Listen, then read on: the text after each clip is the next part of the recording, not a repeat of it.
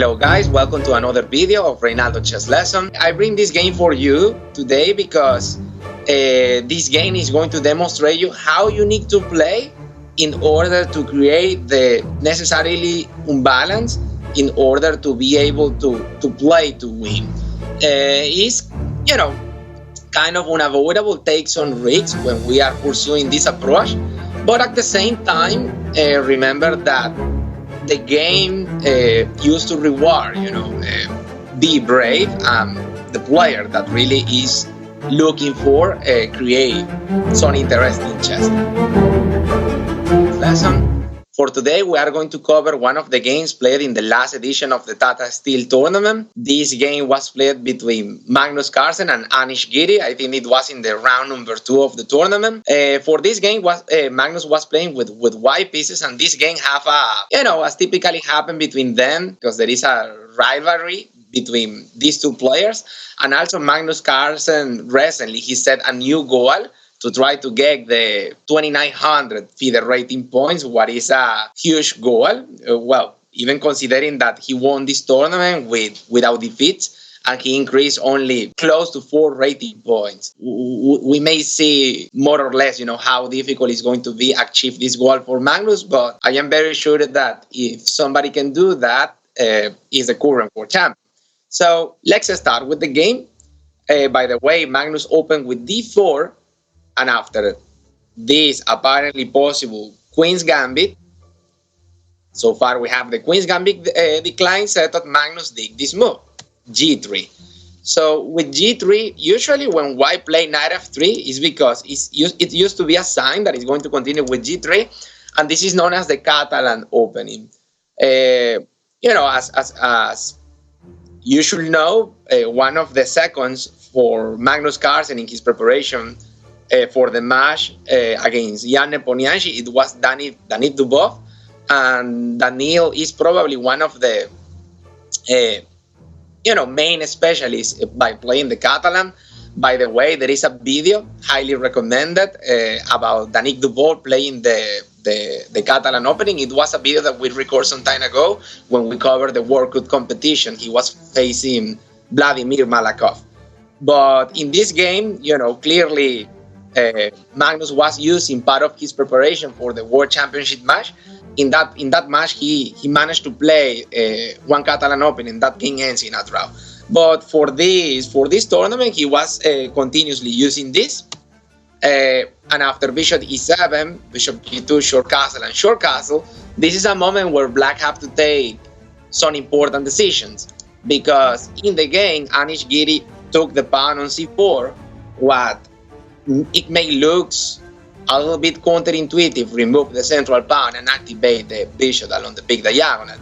When Black take the pawn, this is known as the Open Catalan, and typically one of the main ideas in this position is that if white goes for the immediate recovery of the pawn, Black can prepare this, and after the recapture, Black strike the queen, enabling the b7 square in order to counteract the activity of the big diagonal of the white kingside bishop on the big diagonal. So that is more or less the thematic plan. But also, in order, this was the textual move of the game. Just to comment, there is other alternative for Black that are more solid. That this will be with c6. This is known as the closed Catalan. It's a more solid approach. The unique downside is that the bishop seems to be more blocked than in the Open Catalan. But in any case, this bishop is going to represent a typical trouble for Black, especially when Black goes for those kind of Queen's Gambit decline setups. But okay, we have the Open Catalan, and after knight a3, by the way, this move is not too common. It's more common at this point Queen c2 to try to recover the pawn. But about knight a3 may be pretty intuitive because, white is trying to recover the pawn with a less valuable pieces. But with this move, white consciously is allowing the trade of the bishop for the knight. This is what happened in the game. By the way, you can verify that the top game on the database, it was a game played between Daniil Dubov and Wesley So. So far, Magnus and Giri have been following, those theoretical continuation. And after the recapture, we have some unbalance added to the position. The computer prefer a slightly, black position with, with an evaluation of negative 0.1. But about this, White already won the bishop pair. White have a pawn of disadvantage and double pawns, but the long-term pressure of the bishop in the big diagonal may compensate those temporal concessions. So here right now, Giri did a very instructive move, bishop d7. Typically, when somebody have the activity in the big diagonal, it used to be a good idea to do those kind of maneuvers in order to liquidate the control on the big diagonal, and it will be an easier way to try to equalize the game. So black is pursuing that idea, and also with bishop d7, black can try to reinforce some possible b5 move that I have to say that, b5 is also an option available, but a little bit counterintuitive because the rook is going to be hanging. So after bishop d7, Magnus did a4. Part of the idea of the move is control b5, prevent some possible b5, and also enable the a3 square for the dark square bishop, because this bishop in the big diagonal is useless, especially being blocked by the central pawn. So bishop c6, thematic reaction, hoping to trade the sniper on g2. So we have bishop a3 hitting the rook. Black removed the target, and now queen c2. Finally, white is ready to recover the pawn. Knight bd7, and this move represents an indirect defense, because if white recovers the pawn immediately, black can bring the knight, fork the queen and the pawn, and black will win back the pawn by taking this on a4. So before capture the pawn, Magnus did rook ac1, in moving the rook to this semi-open file. So this move is preparing a future positional exchange sacrifice after white takes the pawn and removes the queen. Because this bishop is very important for black, because if black managed to trade this bishop for this one, literally the position will be completely balanced. So in order to create the imbalance needed to play for the victory, Magnus needs to take some risks, and by doing the positional exchange sacrifice that we will see soon. So black did a6, reinforcing possible b5, and finally Magnus took the pawn. So we have this sequence of forced move: knight b6, queen c3, black took with the less valuable pieces, hitting the queen, what is pretty logical. And now we can see Magnus' idea. By moving the rook here, now white is ready to take the bishop, removing the defender of the knight. So white literally is threatening win material. Because of that, as so far black have one extra pawn, here Giri decided to play queen d5, offering the queen trade. So after rook takes c6, we have the positional sacrifice. If black decides to trade queens, white can recapture, hitting the knight. So black will win a rook, but is going to lose a bishop and a knight. So remember, two minor pieces are better than the rook. So here black recapture with the queen, and now knight e5. So we may see the idea of the positional exchange sacrifice, because by removing black bishop, black is losing the opportunity to trade a sniper. So now white still preserves the bishop pair and long-term pressure along the big diagonal. Here, really, all those squares are covered. So literally, this is a unique square available for black to kick the defense of the knight. And this is what Giri did. And now queen c2. Avoiding the trade of queens. Remember, when we have material disadvantage and we are playing to try to use, those dynamic imbalance, we should try to kick the pieces on the board.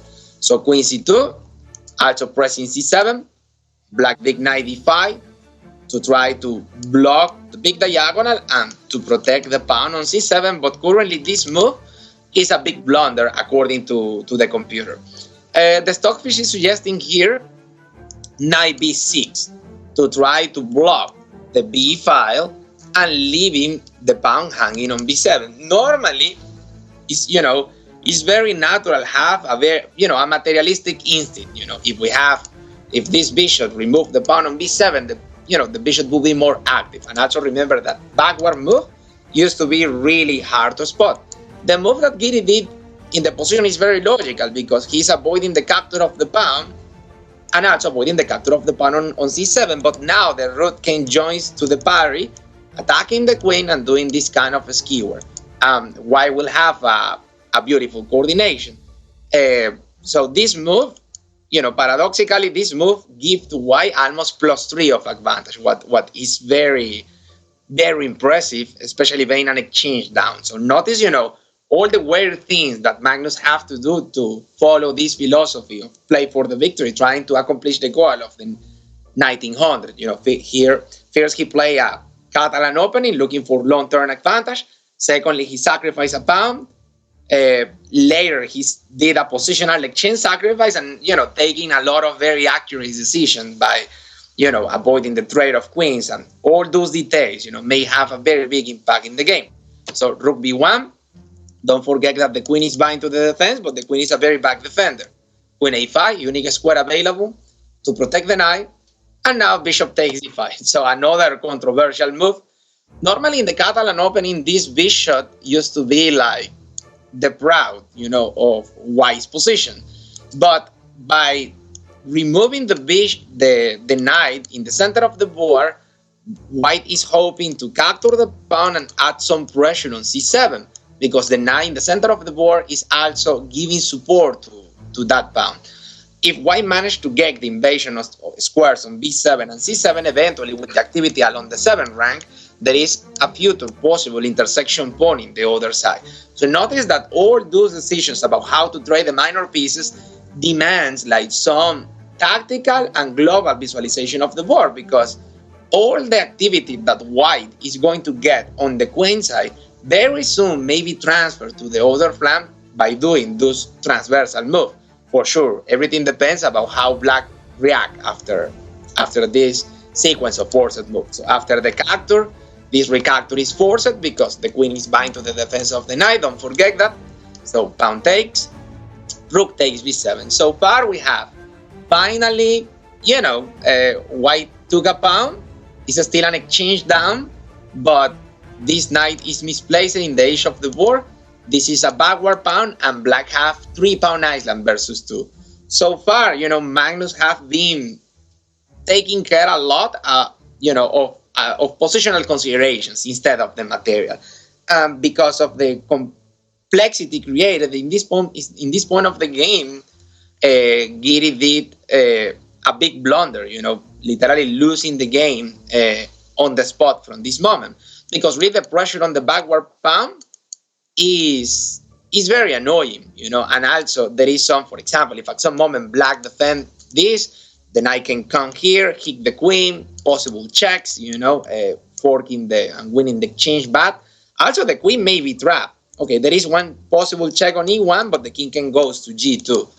So, and the queen is defending the knight. So the position is really hard for Black, and in this moment, Giri was concerned about the pressure on the backward pawn, and he decided to push c5, what is a blunder, but in terms of positional chess, the move makes a lot of sense, because he's trying to get rid of the backward pawn and also hitting the base of these very strong outputs in the center. The trouble with this move is that by removing the pawn from c7, now the rook is winning more scope and can be transferred to the other flank. So here Magnus took this invasion square on f5, creating a triple intersection pawn on f7. Black have to defense, unique move, and here White took with the less valuable pieces. So here, right now there is, very specific threats. For example, knight a6 may be a threat, because after the capture, this is going to be checkmate, because there is no pawn on g7, like blocking the 7th rank. Also, some quiet move like queen e6, if will be the White to move again, make works, looking for some smoother mates. In this moment of the game, Giri did, a regrouping move that used to be something good to do when we are under attack. He brings the queen to d8. The queen can be captured, but if White take the queen, Black can capture the queen back. Remember that when we are attacking, we would like to preserve the queens on the board, because the queen is the most important attacking pieces. So here, Magnus followed the philosophy of bishop versus knight, we should try to open the position. And the best way to open the position is by removing pawns. So pawn takes. Black have a pin here, but cannot capture the knight yet. So Giri did queen f6. Now he's ready to take the knight, and he's offering the trade of queens. So now we are about to see a very nice transition, because before Magnus have 3 pieces attacking on the kings, and we were expecting, a devastating attack in that sector of the board because of most number of attackers. But as usually happen in the games from the world champion, he can do some transitions, from attacking middle game to end games, having, a very good end game position that probably in his eyes, easy to convert. So queen takes, check into the corner. Everything this is pre-forced, and now finally we have c6. Don't forget this, open the diagonal, the c pawn. It was a pass pawn must be pushed, and white is looking directly for the promotion of the pawn. And also, white was in a situation where he was a pawn down, but now if we look at the pawns, white have right now 6 pawns versus 4. So we have some, compensation for material compensation for the exchange of disadvantage, but also the positional compensation is amazing because this knight is misplaced, the bishop may be pretty active, eventually getting the big diagonal, the knight can be regrouped to support the promotion square, the rook is active, leaving the king passive and cut, on the 7th rank. So white have huge positional advantage, and because of that, the evaluation of the computer is +6 right now. So after rook fca, blocking the promotion square, pass pawn must be pushed. So now knight c3, black is trying to distract white, from the advance of the passer, but bishop b2, we have pieces in the same line. Okay, black create the output, hoping that in case of the capture, black recapture and create his own passer. Remember, as we are playing for the initiative, we should not trade pieces. So Magnus did the check, and now the knight maneuver to remove the blocker of the passer. Here, it is possible for black to take the pawn, but if black take the pawn, the king comes to the center and eventually will be controlling the passer. So black did here king g6, king f1, centralization of the king. So notice how Magnus can take the rook, but he's not in a rush because he can capture the rook whenever he wants. So knight b5, finally black is looking for 3 pieces of equal value. It's a good moment to take the exchange. Takes, a4, in order to remove the defender of the pawn. Okay, finally black took the pawn, bishop takes, and now we are about to see this nice transition, knight e6 and bishop e3. So in this moment of the game, Giri decided to resign. So probably this is a position that for most of the players is very unclear and deserve, keep playing, and honestly, if I will be in black position, I will try to, to keep playing the position because, clearly it's a losing situation, but still, some technique is needed to convert this without trouble. But what I want to highlight is that white have 2 extra pawns and bishop versus knight in a position where there is no central pawns blocking the big diagonals. And having pawns in both flanks, the bishop can be very versatile, playing in both flanks to try to control pawns here and there, For the knight, takes more time to be transferred from one sector of the board to another one. So here, also the knight is controlled by the bishop to square away.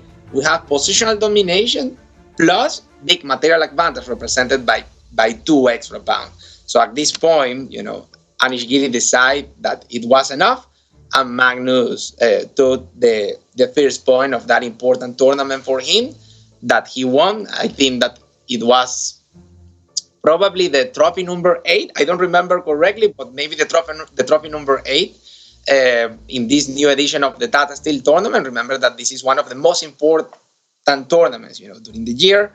It's a super classic tournament in chess. So, some advice from this game, if you are looking for long-term advantage and a way to play, giving a lot of options open to try to play to win, you know, maybe you can consider add the Catalan opening to your repertoire.